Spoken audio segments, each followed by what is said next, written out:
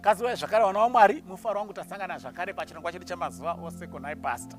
Pachirongwa patiri kuedza kubatsirana kupindura mibvunzo yetogononge tinayo inopindurwawo zvakare neumbowo unonekwa mukati meBhaibheri. Saka makasununguka kuramba muchitumira mibvunzo yenyu, Mwari achitipa nguva tinobatsirana. Mubvunzo watira kupindura nhasi takamboupindura kare, ndofunga taane gore nehafu taupindura, asi wadzoka zvakare. Uri kuti konhai pastor, tine here umbowo muNew Testament hwekuti maKristu anofanira kudzosera chegumi? Tine here umbowo muNew Testament unoratidza kuti maKristu kana munhu amuna Kristu anofanira kudzosera chegumi? Nawo chekutanga, regai nditaure ndichiti dambudziko guru sara tiinaro idambudziko remutauro, woita dambudziko rekusaziva. Dambudziko remutauro ndiri kureva, kana chiti dambudziko remutauro ndiri kureva kuti shona yedu iyi inopererwa nemanzwi. Pakanzi tithe inoti chegumi, but tithe hazvingorevi kuti chegumi, but shona yakangozvidudzira kuti chegumi. Ndichakupuruvhira manje muBhaibheri kuti tithe hazvingorevi kuti tenth. Tenth inotori type yetype. Tithe inoya iri pamatypes ndofunga 3 kana 4 muBhaibheri. 1/10 imwe type yacho, but shona yakangozvidudzira zvese kuti chegumi. Saka vanhu vakangonzwa kuti tithe vari kufunga 1/10, but it's a shallow understanding of the definition yetype. Tichazviprova manje kuti tisatenda kuNew Testament kunotsvaga kuti kune here umbowo. Tinofanira kutanga tanzwisisa kuti chinombonzi tithe chacho chii from the Old Testament, chaishandiswei, chaidzorerwa nani, chaipiwa nani, zvaita sei.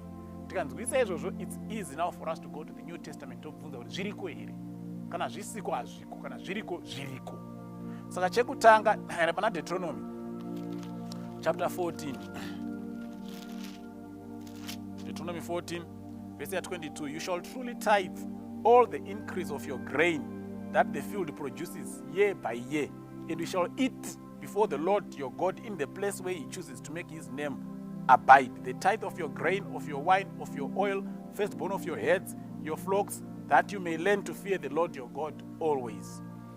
If the journey is too long for you, you are not able to carry the tithe, or if the place where the Lord chooses to put his name is too far from you, when the Lord God has blessed you, then you shall exchange it for money. Take the money in your hand, go to the place which the Lord your God chooses, and you shall spend that money for whatever your heart desires. For oxen, sheep, wine, similar drink, for whatever your heart desires, you shall eat there before the Lord your God, and shall rejoice in you and your household. You shall not forsake the Levite who is within your gates, for he has no part in your hand. No type yekutanga. Yanzi pagore pega pega. Kana mawana zvamawana, isai zvimwe parutivi. Zviri kunzi tithe. Mumirira kunzwa kuti Mwari ari kuti muri kunomunamatira kupi gore iroro. Mutakura zvese zvimamaisa parutivi. Zvimwe zvacho zvatonzi the firstborn of your flocks. It's not even a tenth. Firstborn of your flocks. Asi iri kuya under tithe. Hanzi mboenda nazvo ikoko monodya imimi wacho. Handi muri kuona manje. Saka tinotori neimwe tithe yainodyiwa vanhu vachinamata Mwari. You want to call it a festival tithe. Kwaitwa kumutambo uku. Vanhu vatoenda kumutambo, vaisa chikafu chavo parutivi, vaisa nyama dzavo parutivi, vaisa chibage chavo parutivi, vaisa gorosi ravo parutivi. Woenda, Mwari woti ndiri kunonamatirwa kwasape gore rino. Woenda ikoko nezvinhu zvavo vonodya ikoko vachinamata Mwari. Itithe iyoyo. Verse 28 and 29, at the end of every third year, you shall bring out the tithe of your produce of that year and store it up within your gates.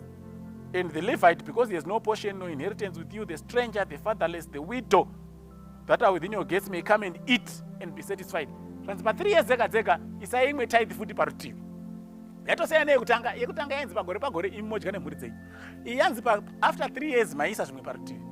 Hanzi within your gates, which means yaichengeterwa kumba izvi. Zvaisaenda uko kwataurwa. Izvi zvainochengeterwa kumba.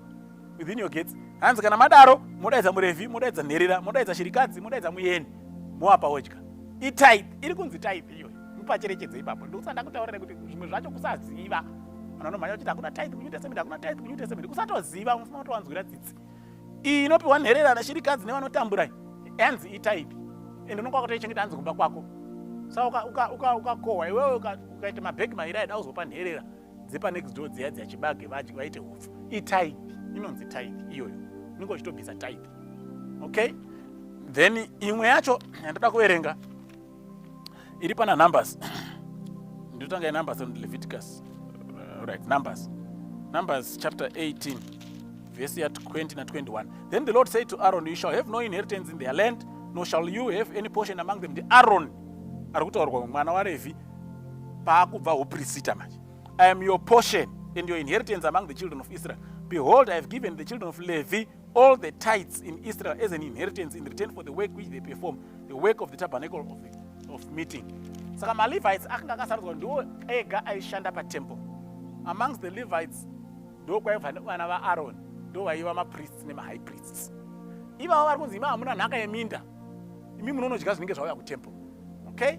Ari kunzi matithe futi. Saka kune zvaiunzwa kutemple. Okay? Kune zvaiendwa nazvo kuri kunamatirwa Mwari vanhu vodya vega zvinhu zvavo. Kune zvaichengetwa kumba. Zvese zviri kunzi matithe. Zviri kuunzwa kutemple itithe. Zvaunopa nherera itithe. Zvaunonodya muchinamata Mwari itithe. Mupabate ipapapo. Saka ndoda kuti ndibatsire iyi kuti itithe ipi iri kunzi yaiunzwa kutemple kuti idyiwe nema-Levites. Ndo iri pana Leviticus iyoyo. Ndo iri pana Leviticus. Yakataurwa quantity. Zvimwe zvese hazvina kutaurwa quantity. Leviticus 27 verse 30. And all the tithe of the land, whether it is of the seed of the land or of the fruit of the tree, it is holy to the Lord. If a man wants at all to redeem it, he shall add a fifth to it. And concerning the tithe of the head of the flock, whatever passes under the rod, the 10th shall be holy to the Lord. And the firstborn, the 10th is a tithe. So that a tithe, every 10th of whatever you have, the tithe. Iyo iyi manje iri kunzi iyi musatombotsvaga kuti zvakadi endesai yakadaro. Ndo iri kunzi ndakaitsaurira ma-Levites iri kuna Malachi chapter 3. Iyi ndema vese vakanga vanzi ima hamurimi munodya zvinenge zvaunzwa kutemple.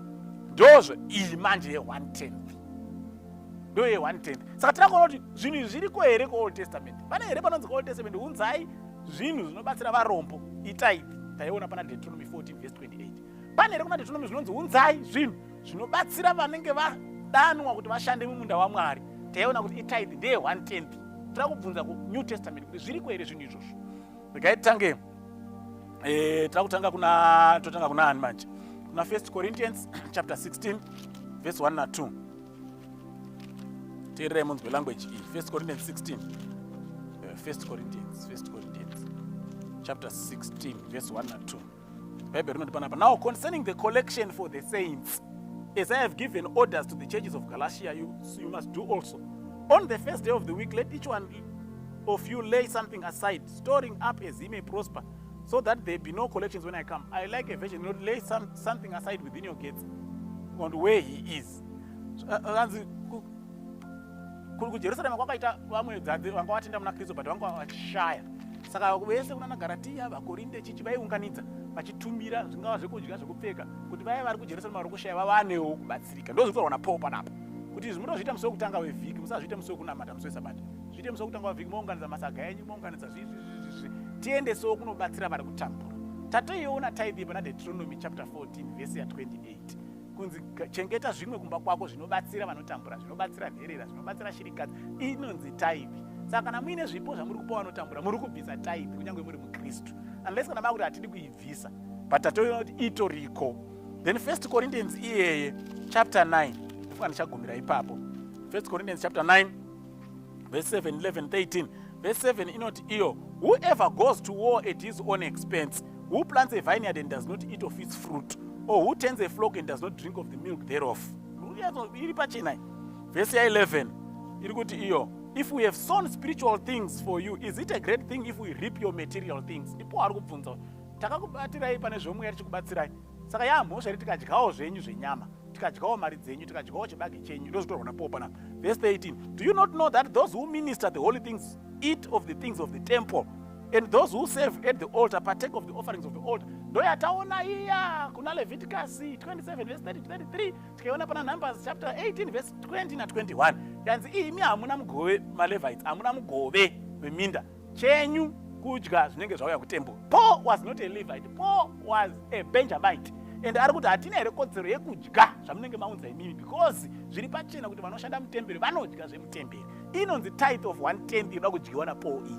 Saka iwe ukati hausi kuiunza, you are actually violating a straight command of God. Verse 14, even so the Lord has commanded that those who preach the gospel should live from the gospel. The Lord has commanded. Imi munyengedzana nhasi kuti ngatisaendesa hakusina chinonzi tithe kuNew Testament. Ruzivo rushoma, Mwari akatibatsira.